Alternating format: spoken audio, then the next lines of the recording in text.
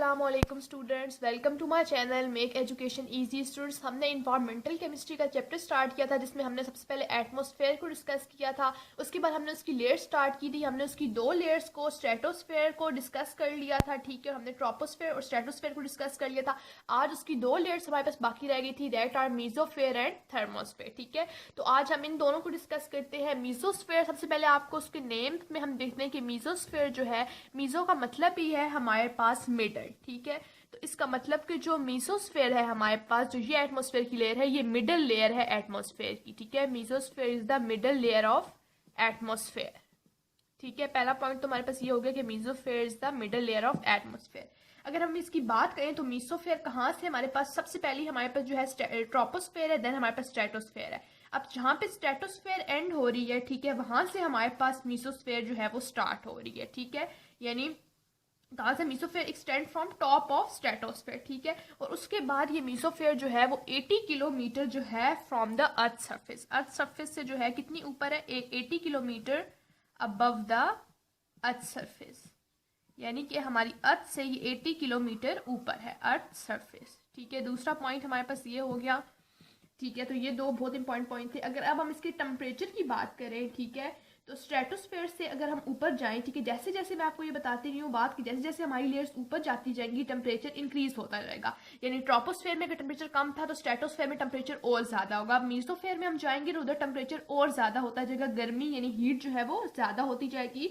और जहाँ पे टेम्परेचर हमारे पास मीसोस्फेयर की आउटर, अगर मीसोस्फेयर की हम ये बात कर रहे हैं, ठीक है, तो मीसोस्फेयर का आउटर मीसोस्फेयर है और इनर मीसोस्फेयर है। तो आउटर मीसोस्फेयर पे हमारे पास जो टेम्परेचर है वो -93 डिग्री सेंटीग्रेड तक जो है वो जाता है, ठीक है। और इस लेयर का, मीसोस्फेयर का एक और इम्पॉर्टेंट जो इसका रोल है मीसोस्फेयर का, वो ये रोल है कि ये हमारी अर्थ की सरफेस को जो है वो प्रोटेक्ट करती है। किस चीज से प्रोटेक्ट करती है, बहुत से मेटेरॉइड्स से, ठीक है। बहुत से हमारे पास स्टार्स वगैरह जो टूट कर आते हैं, ठीक है, उससे हमारे पास प्रोटेक्ट करती है कि वो जो है हमारी अर्थ को हिट ना करें। तो ठीक है, ये इसका बहुत इंपॉर्टेंट पॉइंट है कि दिस लेयर प्रोटेक्ट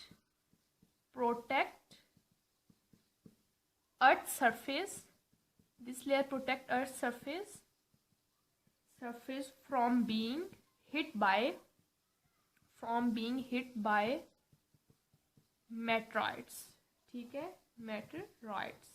तो ये हमारे पास मीसोस्फेयर की थोड़ी सी, यही सबसे मेन जो इसका पॉइंट होता है वो आपको पता होना चाहिए कि इसका डिस्टेंस कितना है अर्थ सरफेस से। उसके बाद इसका टेम्परेचर आप लोगों को पता होना चाहिए। यानी हर लेयर में आपको टेम्परेचर और उसका डिस्टेंस जो है वो बिल्कुल आपको फिंगर टिप्स पे याद होना चाहिए। नेक्स्ट जो हमारे पास लेयर है वो है थर्मोस्फेयर। अब आपको वर्ड थर्मो से ही पता चल रहा है, थर्म का मतलब होता है हमारे पास हीट, ठीक है।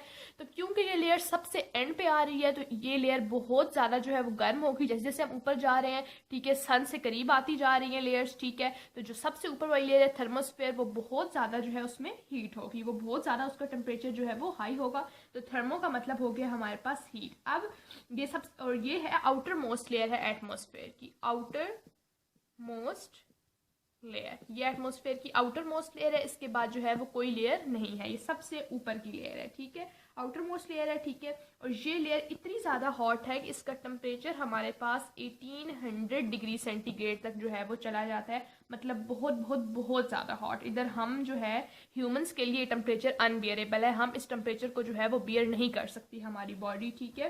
क्यों? क्योंकि सनलाइट बिल्कुल जो है ना थर्मोस्फेयर पे सबसे पहले पड़ती है, ठीक है। अब हमारी अर्थ पे सनलाइट आने तक इन 4 लेयर से गुजर के आती है, ठीक है। सनलाइट फिर भी गर्मियों में हमें जो है वो कितनी ज्यादा लग रहा होता है, जैसे सूरज बिल्कुल हमारे ऊपर आ गया, तो इन चारों लेयर से गुजर के आता है। तो आप लोग खुद सोचेंगे थर्मोस्फेयर बिल्कुल सन के पास है, तो सन की सारी रेज डायरेक्ट थर्मोस्फेयर पे पड़ती हैं, that's why it is so hot, ठीक है। उसके अलावा ऑक्सीजन और नाइट्रोजन के जो मॉलिक्यूल वहां पे होते हैं वो भी उसकी एनर्जी को जो है वो हीट में कन्वर्ट करते हैं, इसकी वजह से और ज्यादा हीट जो है वो आती रहती है, ठीक है।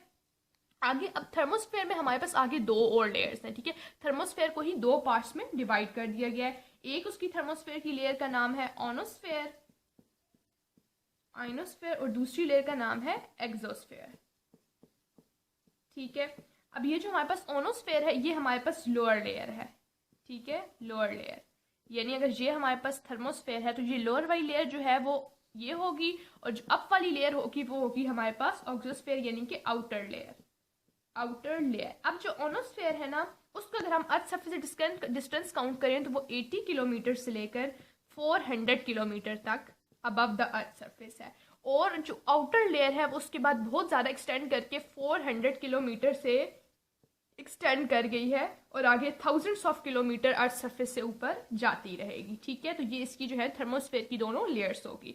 और बस थर्मोस्फेयर में भी आपने इसका टेम्परेचर और इसकी दोनों लेयर्स का ये याद रखना है कि कितना kilometre above the earth surface जो है ये जाती हैं। ठीक है, और ये याद रखना है कि थर्मोस्फेयर सबसे जो है वो इसका टेम्परेचर जो है हाईएस्ट मोस्ट टेम्परेचर जो है इस लेयर का है बहुत ज़्यादा हॉट है। ठीक है, थर्मोस्फेयर लेयर जो है वो सबसे ज़्यादा हॉट लेयर है। और मीजोस्फेयर का भी आप लोगों को पता चल गया होगा। तो ये आज हमारे पास 2 ही लेयर्स रह गई थी एटमॉस्फेयर की, अब लेयर्स हमने डिस्कस कर ली हैं। तो आई होप सो आज की वीडियो आपको अच्छी लगी होगी, और अगर आपको वीडियोस अच्छी लगती है तो वीडियो को लाइक किया करें, चैनल को सब्सक्राइब करें, अपने फ्रेंड्स के साथ शेयर भी करें। नेक्स्ट वीडियो में आपसे मिलूंगी, तब तक के लिए अल्लाह हाफिज़।